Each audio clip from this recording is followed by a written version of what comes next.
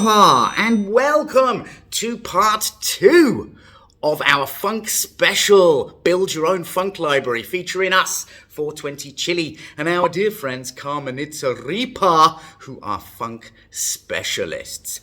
So, last time we looked from the beginning of funk till the year 1968. Today we're going from 68 to 72.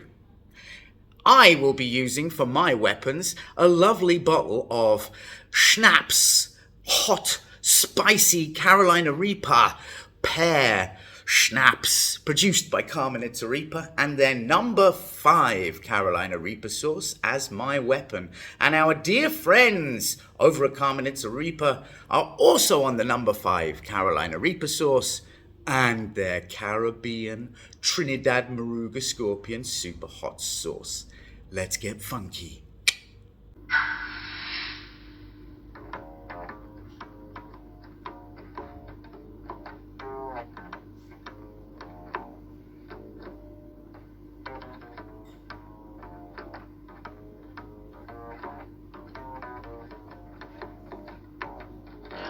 Then we move, I believe, in our development to 1969 and Funkadelic. Is that right?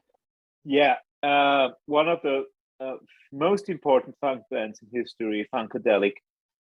Not only because of George Clinton, also because of That's a funky motherfucker right there, George Clinton. Oh my God. 100% funk, yeah. And also because of Bootsy Collins, who played in Funkadelic. He didn't only play for James Brown, also for Funkadelic. And I think Bootsy Collins, to put this in a context that might be understandable for the younger people watching us, also was involved with the song from Delight. That was Bootsy Collins as well, who was doing the guitar riffs in there, wasn't it? And what was that song? He was a bass player. Love is on the heat. No, what is? I got the single. Groove is in the heart. Yeah. Groove is in the heart. Yeah, yeah. There you go, young people out there. If you don't know who Bootsy Collins is, you maybe heard "Groove is in the Heart" from a DJ somewhere, and that is Bootsy Collins right there, baby. Yes. And so what's so special about, I bet you, 1969 from Funkadelic?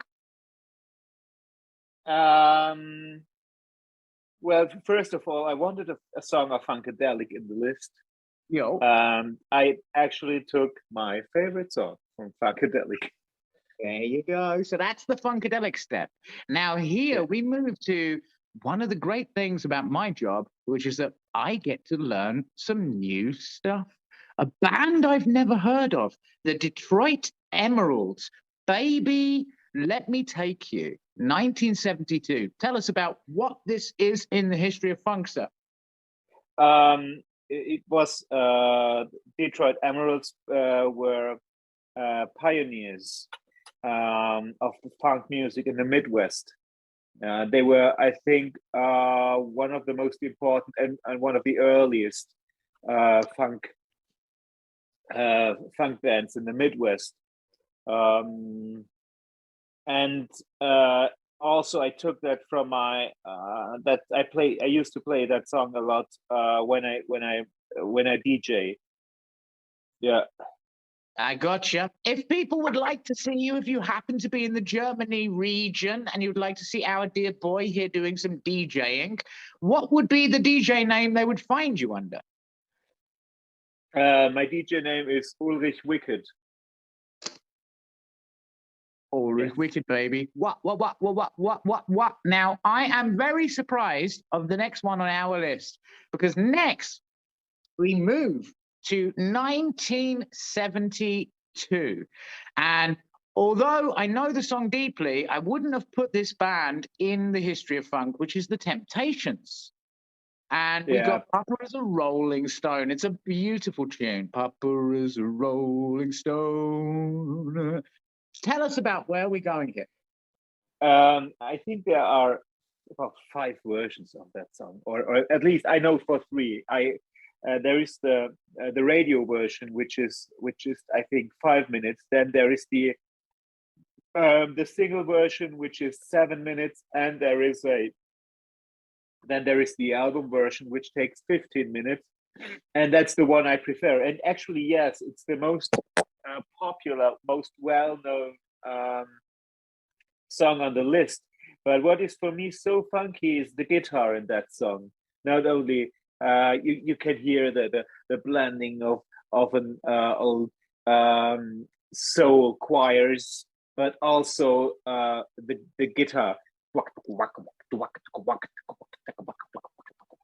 Yes, and that is for me the nicest thing, and it's I just like it very much. That is probably the thing. Yes. And then still in 1972, we jumped to the Jimmy Castor Bunch. It's Just Begun. Now, this is a song I don't know. So tell us all about this. Maybe give me a little sound of how does this song sound, please? Watch out, feel the groove. Isn't that something that make you move? Yes.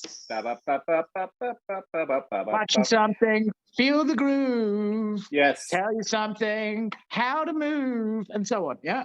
Yeah, that is that song. And I know the song from when I was younger, still young. When I was younger, and we used to go to hip hop jams and breakdance battles, this song always appeared, and it made me dance. Like next to a group of breaking people, I was standing there and started dancing because it was so groovy.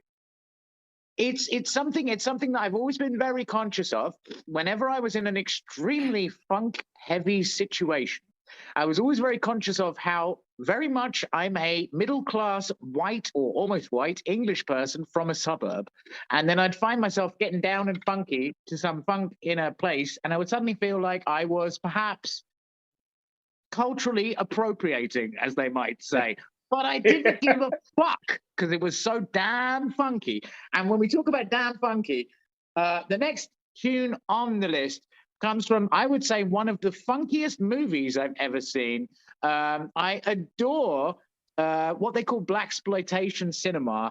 Now, blaxploitation cinema ran in the early 70s. It even ran to the 80s. Oh, I love it. And here you can see one of my favorites, BLACULA. The Adventures of Black Dracula. Absolutely funktastic. If you want to see some karate moves, blood sucking, deadlier than Dracula, he's BLACULA. Of course, motherfucker. You got to watch that film. Now, the song that we've got on our list right now is from Gene Page. We're good to the last drop. The Blaxploitation, again, 72. 72, a big year for funk, clearly. So give the people a bit of information here. Well, I've watched the movie as well. I think as a lot of blaxploitation movies, the movies are not very good. Yeah, Come on. Yeah, I gotta tell. No, it's this. The best thing of it is clearly the music. Clearly, I kind of like flares and dodgy karate moves myself, but that's because I'm old school, I guess. So this is our input from the blaxploitation arena. If you don't know the genre of blaxploitation cinema, my God, inform yourself. You're missing something. You need to watch movies like Superfly and BLACULA, for example, man. Superfly, actually, and I like this, as far as I understand, Superfly was the first song I ever danced to as a baby. Seriously? As a tiny baby. I was a very funky baby, and I was giving it Superfly, do, do, do, do, do, do. And so, BLACULA. Now we jump to our next hit on the list. Now, we're at Manfred Krug, and we're still in 72 now, and the song is Morgen, and I don't know Manfred Krug, and I don't know Morgen, so please tell everyone who and what, young man. Manfred Krug was he passed away, I think, a few years ago, and he was a German actor. I wanted to put something German on the list, and was a German actor and musician, and especially jazz musician. And he was in East Germany. He was an East German He actor. was in the And communist side of Germany making funk yes, music. making funk music. There was funk, Madness. there was jazz, there was rap, not so much, but yeah, everything. Wow. All right. As they were, the East Germans were admiring Harry Belafonte. That's why a lot of African American culture was introduced in East Germany. For example, the movie Wild Style was shown there. That's how a large hip hop and breakdance culture developed in East Germany. There's something about breakdancing and communist repressive regimes. I have a very good friend of mine who was part of the breakdance revolution that happened after Perestroika in Belarus. Before Perestroika, there were people who would walk around, much like in the early 1980s in America, with ghetto blasters and a piece of linoleum under their arm, and they would all collect together in the city center, put the linoleum on the floor, spin around on their heads, and breakdance on it. And then when Perestroika came, Belarus was, the government was working to try and preserve communism. And so the breakdance troops who were walking around armed themselves. So they all got themselves, pistols and shotguns and so on. And they carried those along with their linoleum. And then they would wander to the middle of the city in the early 90s, and they'd start with their beatbox on the stereo, and they'd start, doing their break dancing, and the cops would arrive with the army, and then they'd pull out their shotguns and their handguns, and then they would get into running gun battles with the police. And that was what in Belarus was the functionality of break dancing at the end of communism, of perestroika time. My friend Sergey did 3 years in prison, in fact, for illegal possession of a weapon at that time. That's a movie that's waiting to be made. It has to be made. The breakdancers fighting the communist Stasi police. It has to come. And talking of it has to come. And that was the end of part 2 of this 4-part funk special. Tune in next week for the years 1972 until now. I'll see you then.